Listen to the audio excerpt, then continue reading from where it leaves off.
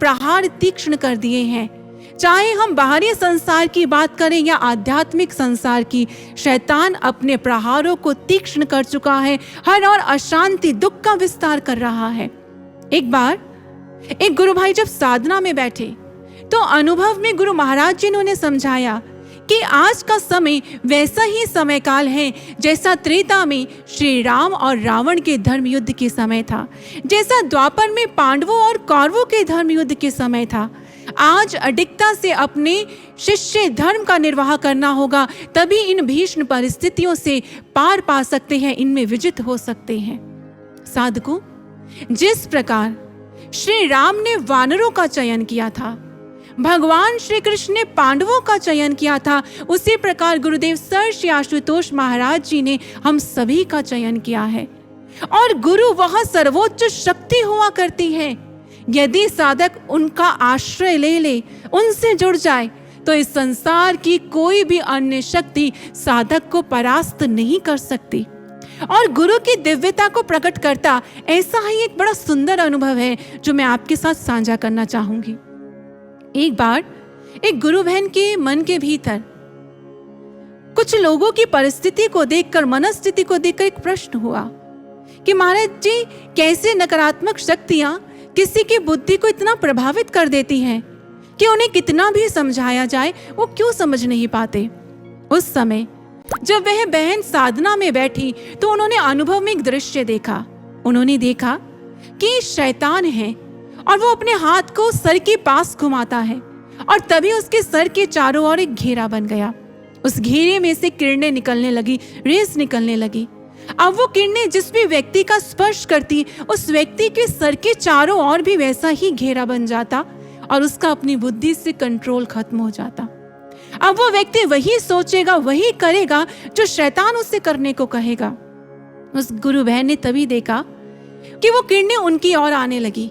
ये देखते ही वह गुरु बहन ओम श्री आशुतोषाय नमः का जाप करने लगी।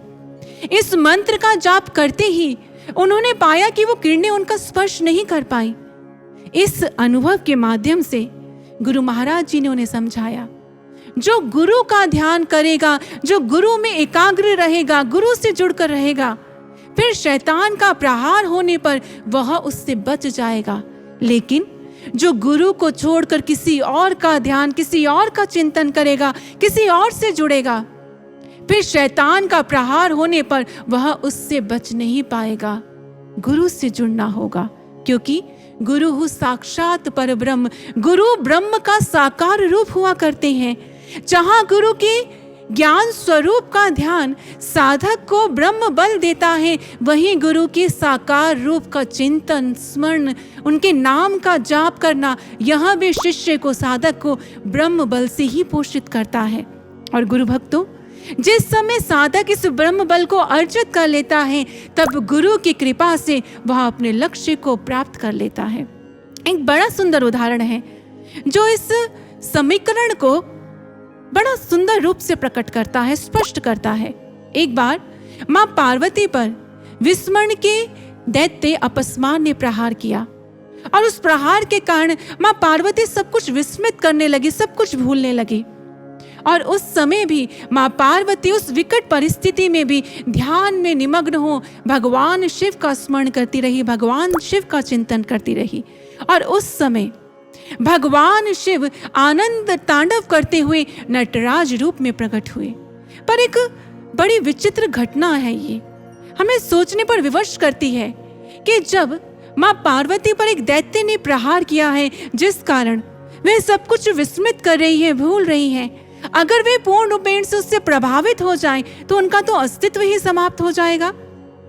तो यहाँ भगवान शिव को तो रौद्र रूप धारण करना चाहिए और अपनी क्रोधा अग्नि से उस दैत्य को भस्म कर देना चाहिए। फिर क्यों भगवान शिव आनंद तांडव कर रहे हैं? क्योंकि भगवान शिव प्रसन्न हैं मां पार्वती के प्रयास से। इस परिस्थिति में भी वह शिव के ध्यान में निमग्न हैं, इसलिए महादेव प्रसन्न हैं। इसीलिए आदि गुरु महादेव नटराज रूप में अपने चरण प्रहार द्वारा उस दैत्य का दमन करते हैं। यही घटना घटित होती है साधक के अंतर्घट में।